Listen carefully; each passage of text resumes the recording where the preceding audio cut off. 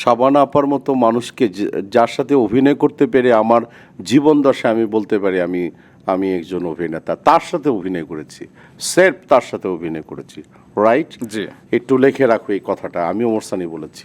একজন ওমর সানির হাতে পুরস্কার আসুক, কিন্তু ভক্তরা এই বছরের পর বছর হতাশ হয়ে যাচ্ছে যে শুধু ওমর সানি কেন, সালমান শাহ তার জীবন দশায় কখনো জাতীয় পুরস্কার পায়নি কিংবা বিশেষ কোনো পুরস্কার পায়নি, এবং তাতে সমস্যা কোথায়? কোনো কিছুই সমস্যা না। হয়নি। কিন্তু আপনাদের হয়তো তাতে ঔজ্জ্বল্য কমছে না, কিন্তু ভক্তরা খুশি হয়।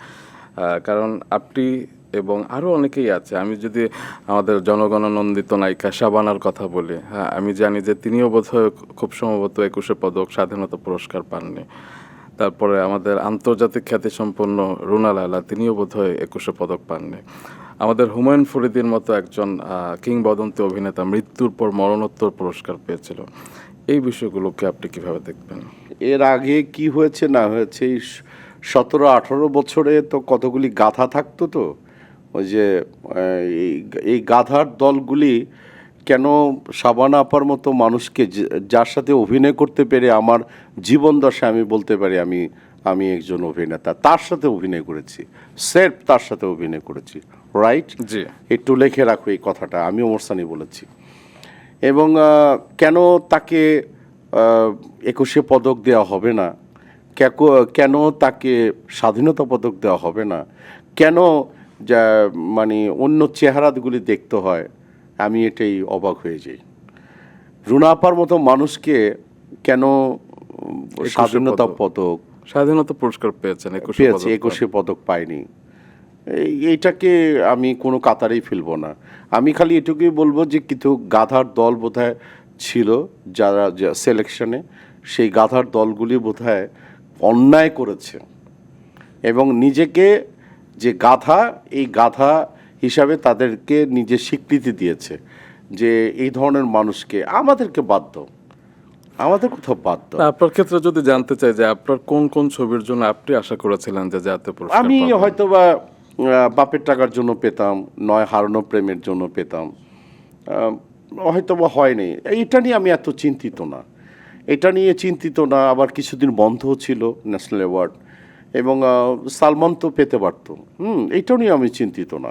শুনেছিলাম বিক্ষোভের জন্য পাবার Sorry? কথা ছিল, সালমান শাহর বিক্ষোভের জন্য পাবার কথা ছিল, এরকম একটা কথা দেয়নি। এসেছিল। দেয়নি। জি, হ্যাঁ, তা আমাকেও তো সিলেক্টে রেখেছিল, দেয়নি। তো এটা নিয়ে আমরা খুব একটা অড়ির না, এবং আমার মনে হয় যে সেই জায়গায় দর্শকদের যে অ্যাওয়ার্ডটা, এই অ্যাওয়ার্ডটা তো সালমান পেয়েছে, আমি পেয়েছি, রাইট?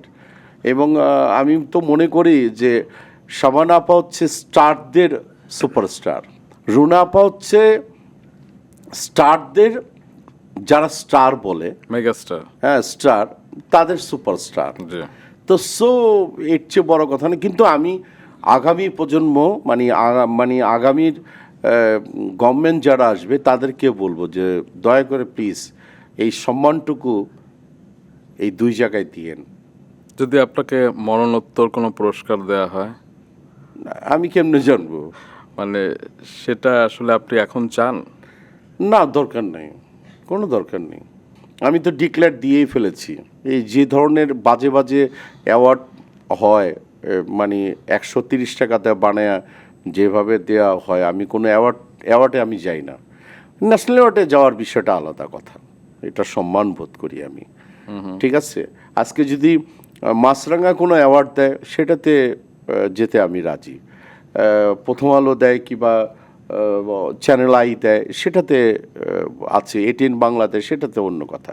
কিন্তু যারা যারা এই মানে যে ব্যাঙের ছাতার মতো কিছু মানুষরা অ্যাওয়ার্ড নামের যে ধরনের সমাজটাকে কলুষিত করছে, অ্যাওয়ার্ড নিচ্ছে, তাদেরকে বিক্রি করতেছে, করতেছে, এরকম বহু ঘটনা আছে।